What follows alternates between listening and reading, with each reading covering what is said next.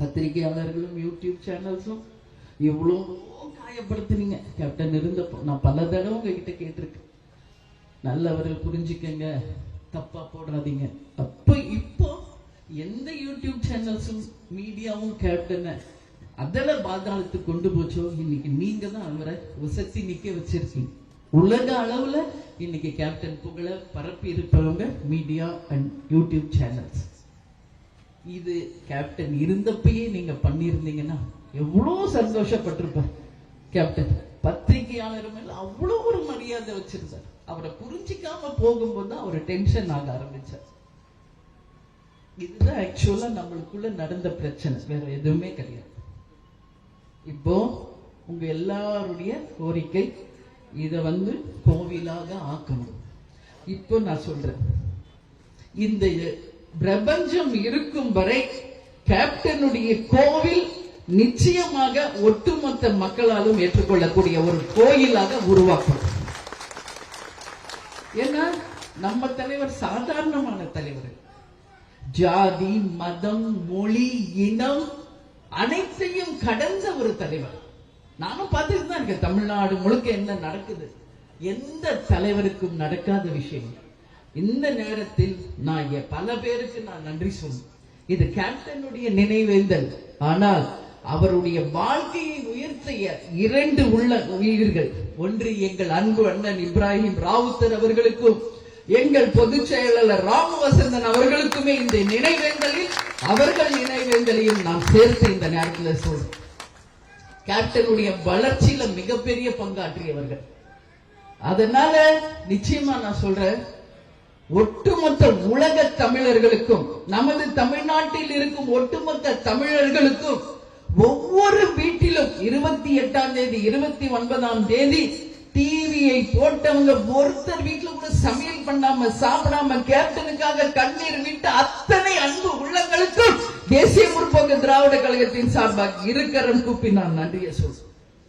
ஒட்டுமொத்த உலக தமிழர்கள், நம்ம தமிழர்கள்.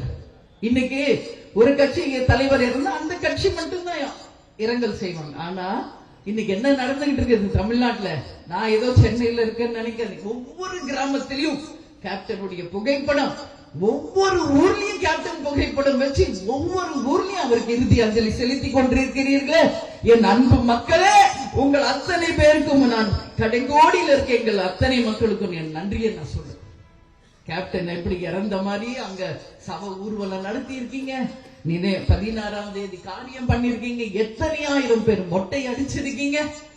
யாருக்கு கிடைக்கும் இது? அத்தனை ஊர்களிலும். நேத்து கூட நான் பார்த்தேன், பண்ருட்டி, நாகப்பட்டினம், பல ஊர்களில் அனைத்து கட்சியினர், அனைத்து மதத்தினர், அனைத்து ஜாதியினர் எந்த பாகுபாடு இல்லாமல் ஒன்றிணைந்து ஒரு இரங்கல் கூட்டத்தை நடத்திய வரலாறு நமது தலைவர் மட்டும்தான். இனி யாருக்கும் இது நடக்கவும் நடக்காது. ஒரு வரலாறு நம்ம தலைவர் படைச்சிருக்கார். இது கோவில், இந்த யுகம், இந்த பிரபஞ்சம் இருக்கும் வரை இதுதான் நம்ம கோவில். இப்ப நம்ம போடுற அன்னதானம் இந்த பிரபஞ்சம் இருக்கும் வரை இந்த இடத்தில் தொடரும் தொடரும் தொடரும். இதுல எந்த மாற்று கருத்துமே கிடையாது. நீங்க எல்லாரும் சொன்னீங்க ஒரு ட்ரஸ்ட் ஒன்னு ஆரம்பிக்கணும். இது எப்பயோ நான் பண்ணிட்டேன். கேப்டன் எப்ப இறந்தாரோ அன்னைக்கே பண்ணியாச்சு. உங்களுக்கு காமிக்கிறேன். முதல்ல வள்ளல் விஜயகாந்த் மெமோரியல் அன்னதானம் ட்ரஸ்ட்.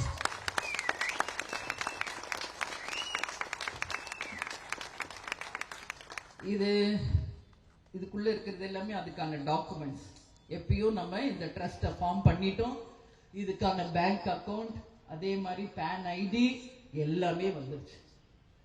இனிமேல இந்த பிரபஞ்சம் இருக்கும் வரை கேப்டனுக்கு அப்புறம் நானும், நம்ம நிர்வாகிகள், கழக தொண்டர்கள், எங்கள் 2 பிள்ளைகள், எங்கள் பேர பிள்ளைகள், அவங்க பேர பிள்ளைகள், அவங்க பேர, இந்த பிரபஞ்சம் இருக்கும் வரை இது தொடரும். ஏன் மெமோரியல் அதுல நான் ஒரு வேர்ட் சேர்த்திருக்கேன்னு நீங்க பார்க்கலாம். வள்ளல் விஜயகாந்த் மெமோரியல் அன்னதானம் ட்ரஸ்ட். அன்னதானம்னா வெறும் அன்னதானம் மட்டும் உதவி இல்லை. மெமோரியல் அப்படின்னு வரும் பொழுது நம்ம பல்வேறு வகையான உதவிகளை நிச்சயம் அதுல அதன் ட்ரஸ்ட் மூலம் பண்ணலாம். கேப்டன் நமக்காக ஒரு தங்க பாதையை அமைத்து கொடுத்துட்டு போயிருக்காரு. யாரும் எதுக்கும் கவலைப்படாதீங்க. அவரை பிரிஞ்ச துக்கத்துல நான் அழுதுகிட்டு இருக்கேன். கண்ணுல வருது தண்ணி, என்னால அடக்க முடியல. நம்ம அண்ணன் டாக்டர் இளங்கோ அவர்கள் கூட சொன்ன, நீங்க அழுக கூடாது. மோகன்ராஜன் கூட சொன்னார், உங்களை பார்த்து தொண்டர்கள் தொய்வடைஞ்சிடக்கூடாது. என் தொண்டர்களுக்கு தெரியும், என் கண்ணிலிருந்து வர ஒவ்வொரு துளி கண்ணீரும் கண்ணீர் இல்லை, அது ரத்தம் மாதிரின்றது உங்களுக்கு தெரியும். கேப்டனும் நானும் வாழ்ந்த வாழ்க்கை யாருக்கும் தெரியாது.